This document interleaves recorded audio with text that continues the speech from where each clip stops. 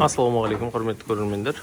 Біз қазір өзіміздің ешкі қорамызға видео обзор түсіретін боламыз, иншалла.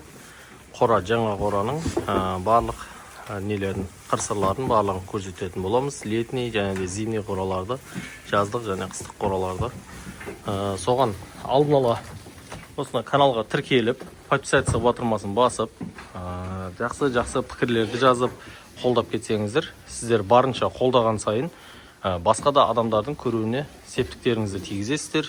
Яғни ол дегеніміз мына жерде көптеген шаруаларға қажетті дүниелерді өздерімен ақпарат алысатын болады. Яғни қандай да бір қора соғамыз деп жүрген кісілерге менің проектім ұнайтын болса, осында менің жобаммен салса болады. Өздеріне қажет жерлерін алады, қажет емес жерлерін алып тастайды. Сол себепті комментарий жазып, пікірлеріңізді қалдырып, және де қолдау білдіріп кетсеңіздер, ең бірінші каналға жазылып қазақша контентті, қазақша парақшаны дамытсаңыздар. Баршаңызға Алла разы болсын. Видеоны бастаймыз. Ассалаумағалейкум. Мына біздің қыстық қорамыз. Құдай қаласа сіздерге видео обзор түсіреміз. Кішігірім видео обзор. Мына қыстық қорамыз. Мына жер Алла нәсіп қылса өзіме кабинет болады. Үлкен-үлкен терезелерінен қарап отыратын боламын. Мына қорамды, летний қорам. Летний қораға осылай күленкі тартып қойдық алдына. Ар жақ жылы болу үшін сол жерде де тұра береді қыстың күні мал жартысы. Мына жағы шөп қорамыз. Шөптерді жинап қойдық қазір, Құдай қаласа. Шөп, жем сондайға арналған. Енді үлкен бөлме кәдімгідей. Ода потолка шөп жинап тастағанбыз. Шөп, жем сондайлар тұратын қорамыз. Так, и потом мына жағы бұл үлкен зал. Яғни осылайынан кеше терезелерін бітірдік, иншалла. Және де шөп қорадан кіретін есік. Осы есіктен кіріп, осы жерге шөптерін, жемдерін беруге болады. Мына терезелері барлығы как положено мына ашылып жабылады. Терезелердің бәрі мына ашылып жабылады. Ручкамен мынаусы бәрі ашылады. Мына жерге жаздың күндері маскезин сеткасын қоя саламыз. Өз маскезин сеткасы бар. Қазір қысқа қажет емес деп алып тастадым. Осындай үлкен астаудан, ақырдан осындай екеу. Мынау бар. Мынаның қасына кіретін далада тұр. Соны қоям. Так. Мыналар енді в основном үнемі шөп тұрғанға. Мынандай ақырлар, олар жемге қылып қоямын, иншалла. Так, одан кейін мына бөлме. Бұл жер енді лақтарға, сондайға арналған бөлме. Лақтарға арналған бөлме. Бұл жерде өте жақсы, кең. Мынаны жапсам болды. Терезем шамалы кішілеу болып қалды, сол себепті осылайдан қойдым. Бұларда ашылып жабылады. Бұл жақта двойной терезесін қойдым. Негізі ана терезенің бәрі двойной еді. Олардың бір-біреуін ғана қойып шыға салдым. Мынаусы бері қарай, анаусы ары қарай осылайдан ашылады. Барлығы құлттанады іштен. Бисмилля. Осылайдан құлтап қоямыз. Мына жағын құлтап қоямыз. Мынаны Алла нәсіп қылса, мына жерін жауып тастасам болды. Сонымен бұл жақтың да өзінің сыртқа шығатын проход есігі бар. Дәл осылайынан проход шығып кетеміз. Мына қораның осындай видео обзор. Мына көрсеңіздер, үлкейтіп барлығын толығымен алып жатырмын. Мынау жәндегі альпи ешкілерінің ақырлары. Іші үнемі шөпке толып тұрады. Кешені бүгін жауын тоқтамай жауды. Соған мына жерлер шамал нәм болып тұр енді. Осылайынан ешкілер. Қазір жылы жерден шыққылар келмейді. Мына бетінде ұжына қошқарларым. Мына есіктен ары қарата кіретін болса, о жақта жәндегі сауын бөлмелері. Яғни ешкі сауғанға. Мынау қошқарлар тұратын. Мына жер төбесі сеновал.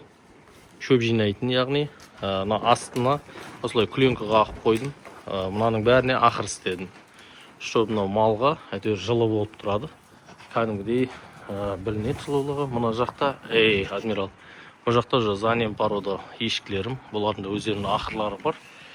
Мына жауын шашын кезінде мына есікті аша салам. Мына бер жағынан жей береді оларда. Осылай видео обзор. Мына қазір ішке де кіріп көрсете қойайын сіздерге қалай жасағанымды, ақырларын барлығын. Егерде керек адамдар болса, өздеріне ұнатқан болса, осы проектіні көріп жасап алса да болады. Мынаны қазір мына жерден бір есік қалдырдым. Мына жерден тағы да бір есік қалдырдым. Болашағында ортадан егер бөлетін болып қалсам, мына жағынан басқа малдар кіріп шығатын қылып, басқа малдар кіріп шығатын қылыпты породаларынан. Мына кеше суағар жасадық, иншалла. Суағар жасамасақ, мына қораның үстінен былай қарата судың бәрі бер қарай ағады екен. Соның өзіне мына жиналған сулар осы нәрсені бір құрту керек болады. Енді бұл жерге бетон құямаймыз. Мына қораның да суағарын ап қойған ем, бірақ оған үлгере алмадым қағып. Оған да суағар қоямыз. Бірақ осылай су жиналады енді әр жерге. Осылай ямы жерлеріне жиналады. Бұл жерге бетон құямаймыз. Себебі бетон құйсақ, бұл кезде бұл мал деген ертең буаз кезінде, қыстың күні буаз болады. Сол кезде іштерін төсеп жатады, іштері қысыйттағына. Сол себепті массит болып қалуы мүмкін. Міне ақырларды осылайдан жасап шығарды. Қаласа міне ақырлары. Бәрінің ақырлары өте керемет, әдемі деп ойлаймын. Енді өзімнің ойыма, өзіме ұнады. Міне ақырлардың іштері осылайдан кең. Шөпті ойланбастан салуға болады. Күннің суытуына қарай үлгере алмай қалдым. Мына сыртына да осындай болады. Одан кейін жаздың уақытында мал ар жағынан да кеп жей беретін болады. Екі жақтан, екі беттен жей беретін болады. Мына осылайдан ақырлар. Мынау кішкентай қора, бұл жәндегі лақтарды қамап қойғанға. Ішінде лақтарды қамап қойып, болмаса текені бөлетін болып қалсақ сондайға. Мынаның ішінде, как положено, тұздың түрлері тұрады осылайынан. Әртүрлі тұздар тұрады. Мына жер қазір жып-жылы болып тұр, әдемі болып. Керемет жылулық ұстап тұр. Себебі төбесі сенавал. Мына күленкі де жақсы жылытады оның үстіне. Міне осылай шықты. Ұнаса өздеріңіздің пікірлеріңізді қалдырыңыздар. Жәндегі қандай ойларыңыз бар айтатын, соны алыңыздар. Күн бұлт кезде өз осындай анық емес қылып сөйтіп түсіреді екен. Қазір бізде әлі күн бұлт, қатты аяз болып тұр. Жәндегі өзіміздің күнделікте өзіміз тұтынып атқан қошқарларымыз шүкір міне жақсы әдемі болып. Дәу-дәу, гисар араластар бар сол. Міне гисарский породалар. Міне қылшық жүн, әдемі. Бұларда үнемі осындай ешкілерден шыққан кәшек шөптерін жеп тұра береді. Енді мына жерді жауып алсам болды, иншалла. Одан кейін келесі жылға енді жан-жағының слайтын жұмыстары қалады. Одан кейін мыналарға терезелер салатын боламын, иншалла. Әзірге мына жерінде мал тұрмайтын болғандықтан бізге бұл жерге терезеге қатты күш жұмсаған жоқпын. Сол мына жаққа екі жаққа мал тұратын жаққа терезе жасадым. Одан кейін мына жақта бар қыстық қора тағы да. Сақтарға кіргіземіз иншалла.